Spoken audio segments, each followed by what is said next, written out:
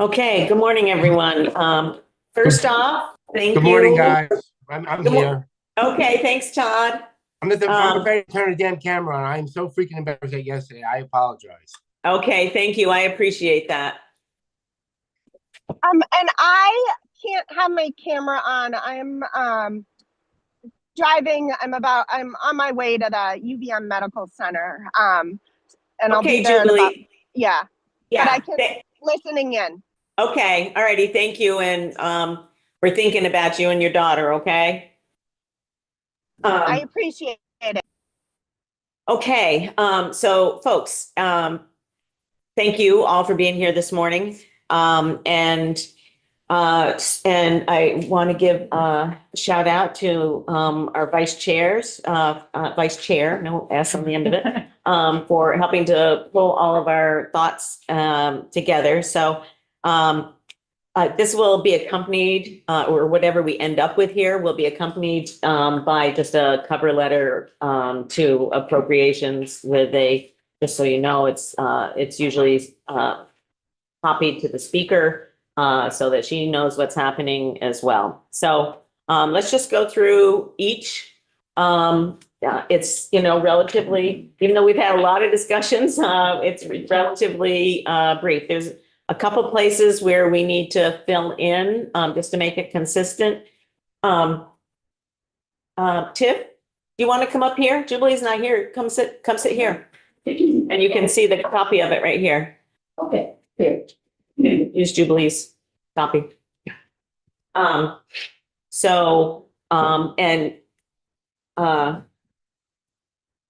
Kate, you want to participate in this discussion? Do you want to? Oh, I would love to.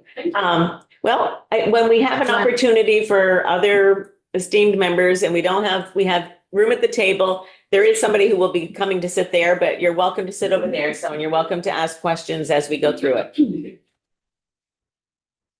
Would you like to introduce your guest or the? Absolutely.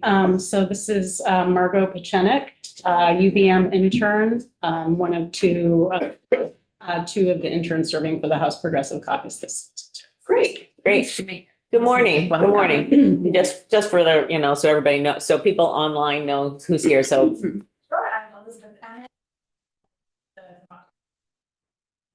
Great. Thank you.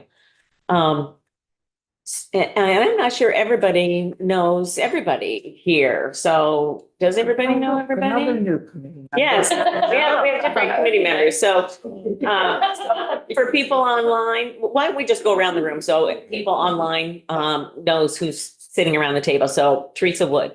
Ray Garofano. Tiff Bloomley from Oak Ropes. Esme Cole. I'm Zon Eastis. Kate Logan from Environment. Devin Bishop. Eric McGuire. Dan Noyes. And Donahue. Great. Okay. And online we have Jubilee and Todd. And then whoever else is listening. Okay. So let's just go through these piece by piece in the order that they are here. So we have the childcare caseload issue. It's not really an issue. So there's been a further development overnight on this. We all had agreed that we should have a reserve, given that this is an entitlement and that there will be fluctuations in the revenue that comes in through the child care contribution.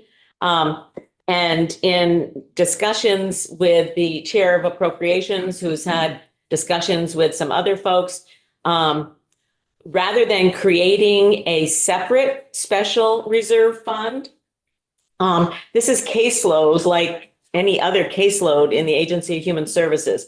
And we have a caseload reserve in the Agency of Human Services. So, unless somebody has a thought to the contrary, we don't think it's really necessary to create a separate reserve for childcare. But we do need to have language that authorizes the use of the human services caseload. We need to add to it the Child Care Financial Assistance Program, which is not there. So and there is plenty of money in that already. So that actually, I think, works all the way around, both in terms of the logic of it. This is a caseload, it is in human services, and as a source for future fluctuations, given that this is an entitlement for services. Yeah, Zon. So within that reserve, are funds partitioned in any way so that they would be, so that this amount would be essentially preserved for this No, program? the whole concept is that that it's not that. Okay, So the administration and frankly, the legislature doesn't manage. doesn't really like to have add to a bunch of different separate funds. We Yeah. want to minimize that as Yeah. much as possible. And since there already is a human services caseload reserve, and this is a human services caseload, it made perfect sense to everybody. So the other piece of that is we'll probably need two pieces of language, but Chair of Appropriations said that she will take care of that. So we'll still make our recommendation about needing to have a reserve. There'll be a piece of language that adds childcare financial assistance program as one of the allowable uses for the human services reserve. And then on the revenue side of things, if there is, if there at some point in time is more than sufficient revenues in the child care contribution, the payroll tax, to allow some of that to be a source of funding for the human services caseload reserve fund. That would not be coming out of here. That would come out of Ways and Means. So that seems to be actually a pretty good solution to all of this, and it accomplishes a number of different things. We get what we think is a good policy decision, which is creating access to a reserve fund for the Child Care Financial Assistance Program. We don't have to put any specific dollar amounts into that at this point in time because it is flush. And then that enables these resources to be used by the Appropriations Committee in ways that they need to use them, which hopefully might be towards some of our recommendations as we look forward. Any question? Yeah. Madam go Chair. ahead. I'm comfortable with this idea. Just to further follow up on Zon's point, although funds are not partitioned, back to our conversation of yesterday, as CCFAP is an entitlement, users, the community, our constituents should be comfortable that funds will always be available for applicants who are eligible. Yes, as long as it remains an entitlement. Yeah. Any other questions on that? Okay, so you will see the wording change a little bit on this. It'll be actually simplified a little bit. Okay, so that takes care of child care financial assistance. Okay, let's move on to GA and emergency housing. So I did a lot of thinking about this after our conversations yesterday. And I came back not only to our guiding principles, but to our responsibility. That is, if you look on our webpage about what our responsibility is in this committee for Vermonters. And we had additional information about, if you might recall, we saw on the DCF December report that it looked like they had $990,000 that was not spent yet. They do have several things in the works that are about to come to fruition. And so I didn't feel comfortable. We had talked about maybe, pulling that money into this because it's in the same appropriation. I didn't feel comfortable in the end doing that because that would be kind of like helping to solve a problem here and creating another one there. So, I left that alone. They do have 351,000 that they are because of caseload underutilization in in the sort of regular GA services, like the emergency burials and stuff like that, that they assist with. And so, so what I have here is a recommendation that the emergency winter weather provisions for the eligible populations as they are already defined, so not changing any of the eligible populations, but that they continue through June 30th. And this is the information that we got from DCF in terms of what that would cost. We talked about recommending that 351 be applied towards the cost. So I recognize this is not, we did not reach consensus on this yesterday, so I recognize that. And we will take a straw poll on this language.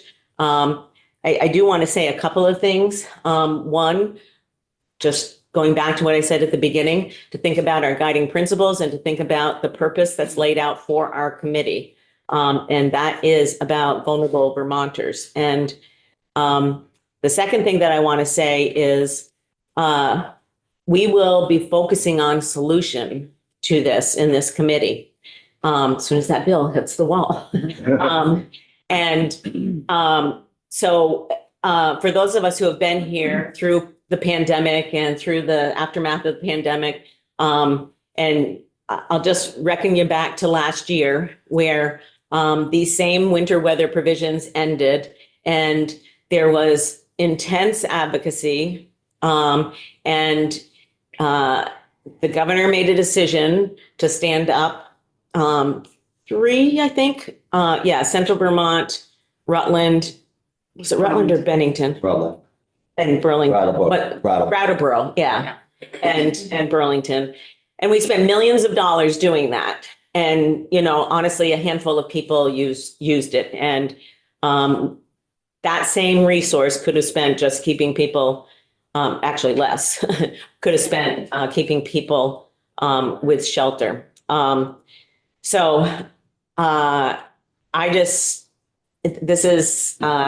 This is my recommendation to the full group. And I want to avoid that, frankly, that we will see a repeat of that.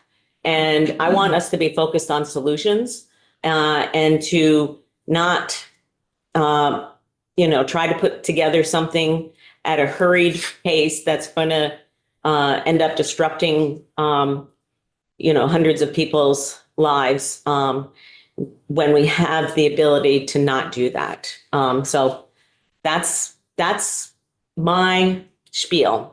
Now open up for discussion, but I do want to say that we are going to move through this because we had a lot of discussion about this yesterday, and I fully recognize that there's differences of opinion, and we'll take a straw poll and then we'll move on. Yeah, go ahead. Thank you, Madam Chair.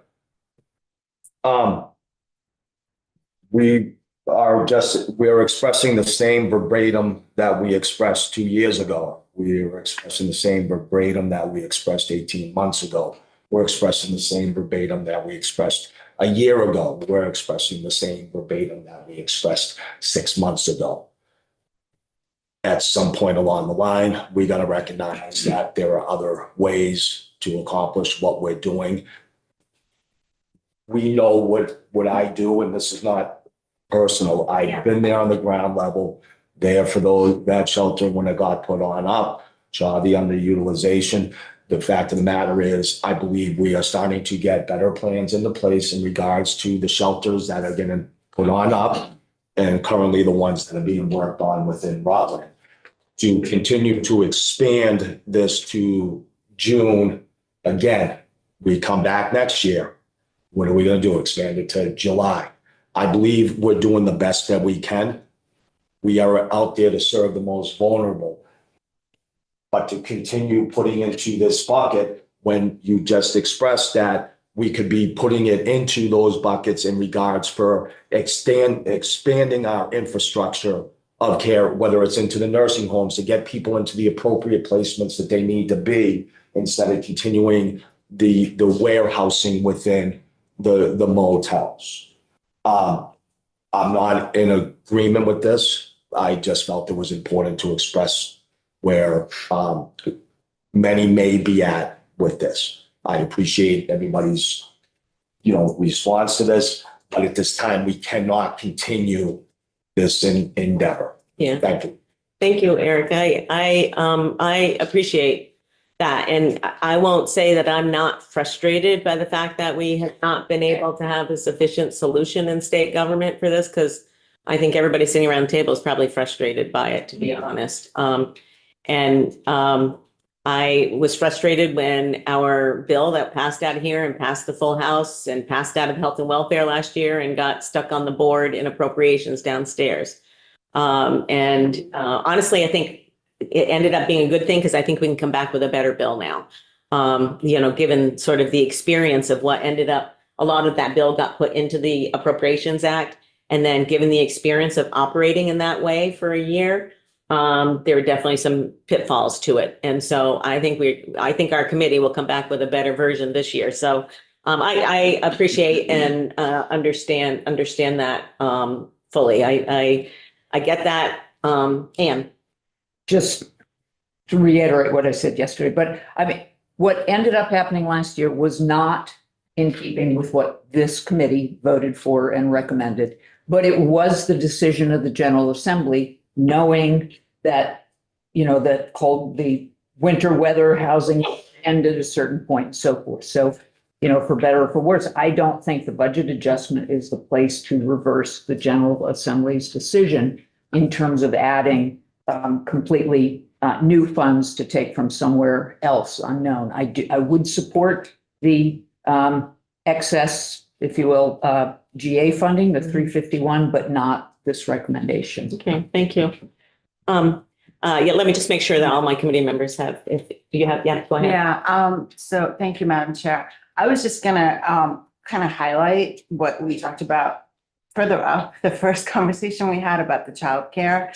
And I think in the BAA, we always move money around from one area to apply it to another area where there's pressures. And, Kind of the purpose of the BAA. right. Yeah. So it's not like an anomaly that we're moving money around and repurposing it for where the pressures are. And, kind of to your point, Eric, of being frustrated, and it's been years now. And I also don't think that anybody around the table thinks that housing someone or a family in a hotel room is the ideal or best case scenario for them. We've had testimony in this room with people explaining how challenging it is living in those situations. So it's not that the best we could do, obviously. But it is a responsibility we have.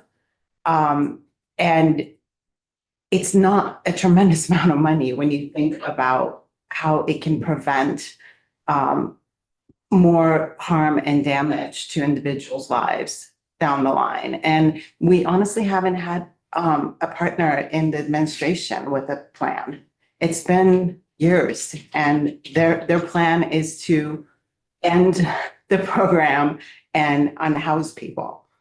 There has been no innovation. There's been no great ideas coming from the administration. And personally, that frustrates me that, it's been all put on our shoulders when we have an executive branch that has not come to the table.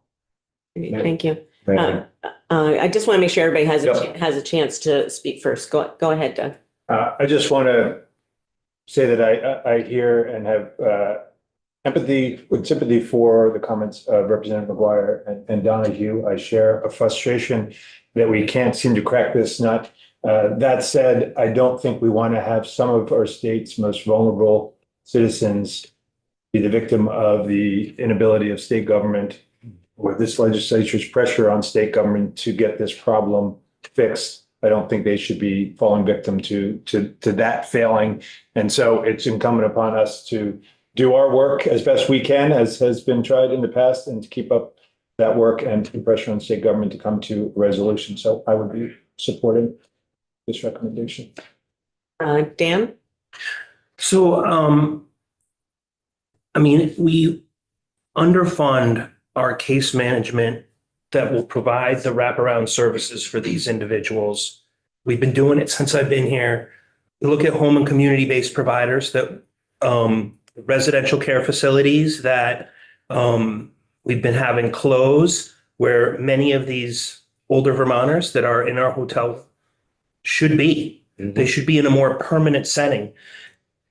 We need to make a commitment to fund home and community-based providers so that in the future, these individuals that are in the hotel programs have the wraparound supports that they need and the long-term housing that they could get in a residential care or in shared living situations that we're not making the investments in. And I would like to see some language additional to the when we're putting in the Dale part into this to basically say to our colleagues on appropriations, you're going to be seeing some reports coming out on rate studies, and we need to make a commitment to fund those to adequate levels, or this is going to continue.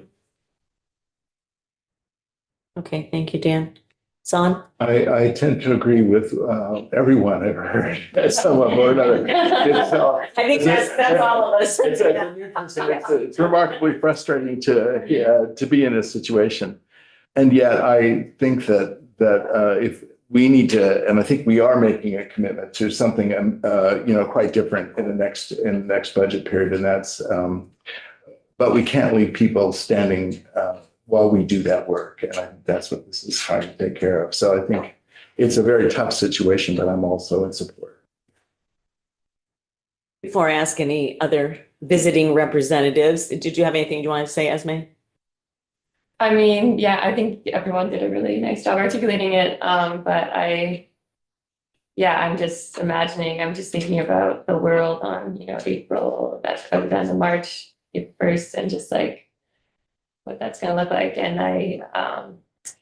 like you said, that is preventable at this point, but we can't, just do one thing without doing the other. And real systemic change is obviously necessary. And unfortunately, real systemic change also requires time, and hence we found ourselves in this position again and again and again, like you said, and it is frustrating to do it over and over, but luckily there are other committees around the building who are aware of this, and we're doing We'll do our job too. Yeah, we'll do our job too. And I agree with also Dan's point there. Thank you. Todd, do you have anything you want to say, or Jubilee? Before I go round on the second round for people who might want to say something. I have no Well- comment. Thank you. Yeah, Okay, thank you. Jubilee? I think you all know where I stand, so I will let Okay. others speak. All right, thanks. Go ahead, Eric, and then we're gonna just take a straw poll on this. I appreciate everybody's insight. I just like to go back to what you were speaking of in regards, and I hope that is sincerity and truth in regards to when this comes on back. The fact of the matter, and I think what gets lost in the context of all of this, is that this is not a program. It is a benefit. What would be more effective and more of value is we switch it to a program. We make sure we Amen, start brother. developing- Yeah. We develop with benefits, you have rights. Mhm. With programs, you have rights and declaration of responsibilities. And we develop those guidelines. I guarantee you, we will see a greater investment and also a cost reduction. It needs to get looked at, and all that language needs to be changed to a program. We need to utilize prioritization. Recognize that, as you were mentioning, in regards to the vulnerable elderly that we don't have a placement for in a nursing home, it is still not the best, to your point, best location, but it's the best location that we have until placement can be located. If we take on those endeavors, put everything else aside and go through it in a really practical, responsible, relevant manner, we will see it. Will there be people that could possibly, no pun intended, be left in the cold? It's just how programs work. But that's going to be the first step It comes from it's no longer a benefit and it's looked at as. Thank you. Thank you, Eric. That's exactly where we're going to move. Okay, so let's do, oh, yeah, go ahead. Okay, thanks. Just briefly. Briefly, Yeah. I appreciate being able to make a comment. I would like to specifically respond, I think, to Rep. McGuire and Rep. Donahue's concerns, because I share the same concerns that we're not moving quickly enough to a solution that actually makes sense. And GA emergency housing program, I think providers all across the state would agree is not the ideal solution. I can say, though, by way of encouragement, that we've been struggling over this issue for a couple of years now, and providers are stepping up as they're able to receive additional funding to create HOP emergency apartments and new transitional housing units, both through federal funding and through state funding.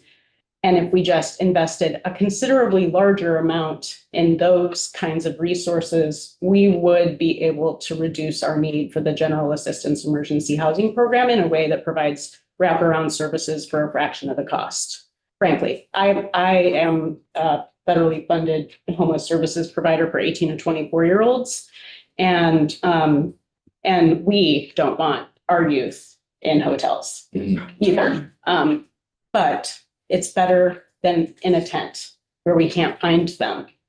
And that's what we're seeing happen is as youth are being exited from the hotels, they're disappearing and our case managers never see them again. And it's avoidable. This is not ideal, but $2 million in the course of the long run, you know, as we're putting this new system together is worth the investment, in my opinion. Okay, thank you. Thanks. Okay, so thank you, everybody, for the discussion and for all of our discussion yesterday and recognizing that, you know, I just agree 100% with what you just said, Eric, that and that's where we're going to be moving. So thank you. Okay, so just a show of hands on people who are supportive of the language as it stands. And Jubilee, are you okay? Yeah, I'm raising my hand in spirit. Okay, all righty. And those who are not supportive of the language as it stands. Okay, thank you. Okay, so we're going to move on to Reach Up. And this is, again, reflecting lower than anticipated caseload. This is the recommendation that we all came up with yesterday that says to provide a one-time inflation response stipend of $100 per household and then leave the remaining $126,000 and change to be retained in the Reach Up for potential caseload increase in FY25. So that is that's the language that that was a consensus yesterday. Although Eric, I don't think you were here for that discussion. And I was going to say, you know, that was a verbal consensus. I did support it on its own. This ends up being a package. And given the vote on emergency housing that was just taken as part of the package, I can't support using that $500,000 that if we're doing the first one ought to be going there in terms of the services that are being provided. Okay. So. All right. Okay. All right, let's move on to SNAP. This is the 1.3 million additional funds. This is federal funds. We also added language directing DCF to further utilize the state's federal allocation of discretionary benefit funds to the maximum capacity that they are able to. And we have language that goes along with that as well. Any questions about that? That does not cost any state funds. Okay, and then we move on to Dale. There's a gigantic amount, Dan and Todd, in yours. So this was multiple changes due to caseload increases, emergency financial relief, and the collective operating agreements, the results of that. So we did not recommend any changes to the BAA. However, as we've talked about, our committee is extremely concerned about the stability of long-term care residential, and the necessity to have, over $50 million appropriated to this in budget adjustment shows that fragility, I think. Dan, is there something else you want to say here? I mean, I almost think we should reference at the end the investments that we're putting in 321 also. I mean, they're tied together. So it's not the whole, that's not the whole amount, but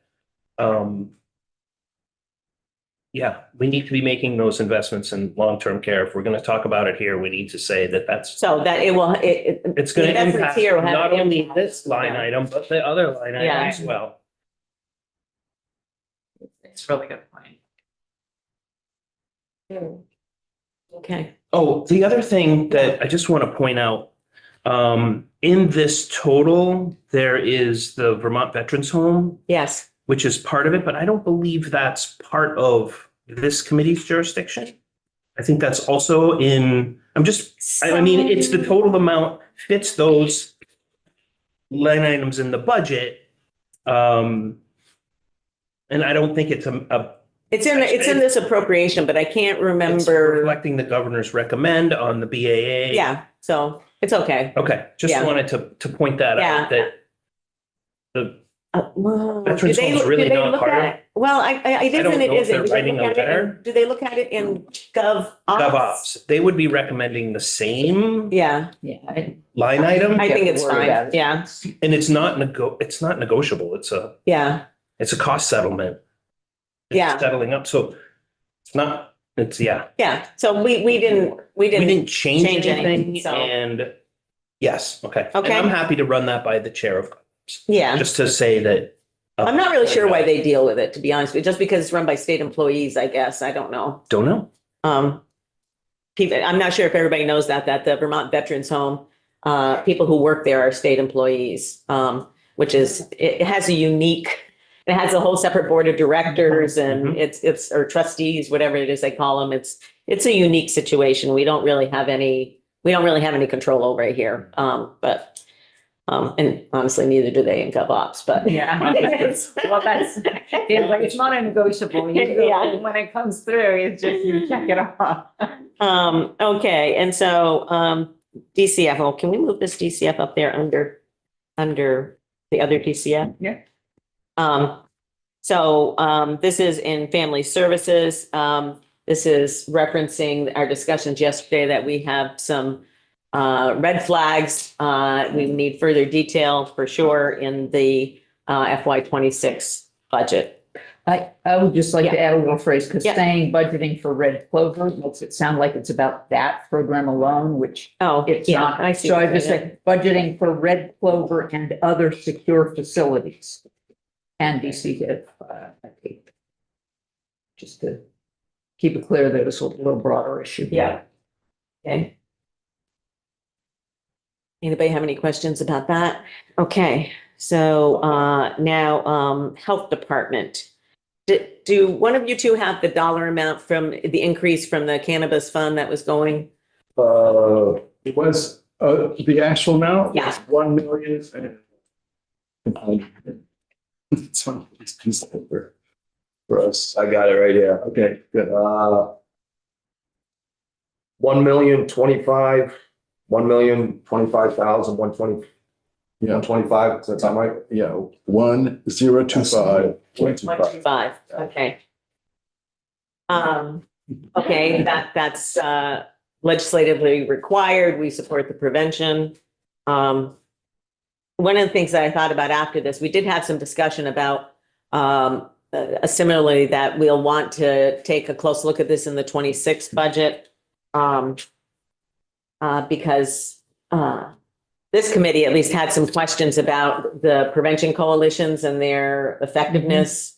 So I think I'm gonna just add a thing about, looking at this in the 26 budget to determine whether,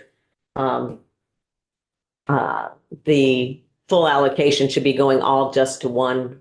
It's all going to just, the prevention coalitions right now, and Or just to identify best best, yeah, uses for best outcomes or whatever. yeah.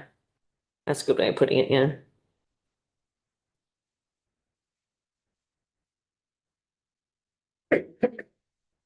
Okay. And then, the $4 million, see if the language, Eric and Zahn, did that capture what it is that they were thinking? Mhm.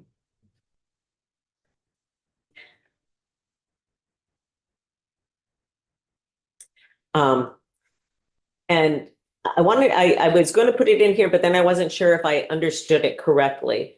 That the extra 6 million that the administration said that was coming from FY 26 budget. Yes, Is that, okay, that's what I have understood. which seems a little bizarre to be doing that in the FY 25 budget adjustment to me, I'd but like to use the word wonky for this one. wonky.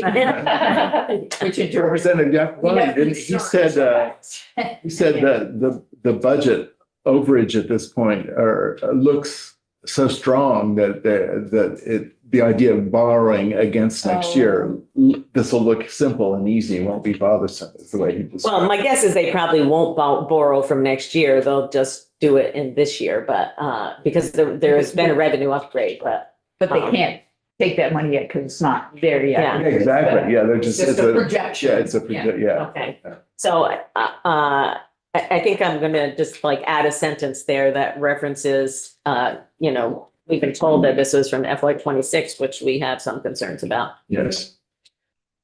Okay, all right. Just a question, I don't see B 3, 12, or 11 on here, and I don't know if that's because there was no disagreement, is that why it's? Yeah, that's Okay, why. just so they can There get was no some- disagreement, and we didn't have anything more to say about it, yeah. It is true, just to say it, that there was a question about that $100,000 that was for Planned Parenthood. It is true, we got that note that said that. Yeah, I forwarded all the, Yeah. Okay. But it is for, It's for supply, I think that Jubilee had said she thought that it was for supplies, and then we got an email, Yep. Okay. that. Confirming that. Confirmed that it was advanced purchase of supplies, and they actually have already purchased them, so. Would you like me to forward that? Yeah, why don't you do that? That would be great. It was bad quickly. Yeah, I think, yeah, we'll just we'll put it up. This is where we can put it up there someplace if because it's like, anyway, all right, so, so let us, take, this isn't we'll do a straw poll about the whole package. And, then as an FYI, I am scheduled to go to appropriations at 1 PM today. This will have a cover memo with the language pieces that, we looked at, from the economic services side of things, like around the reach up stuff, not the reach up, the, 3 squares, et cetera. So, okay, to give people a few minutes before floor, those individuals who are in favor of our package of recommendations, please raise your hand. Okay. And Jubilee, do you have your virtual hand raised? I do. Okay, thank you. And those folks who are opposed to that package? Thank you. Okay, thanks.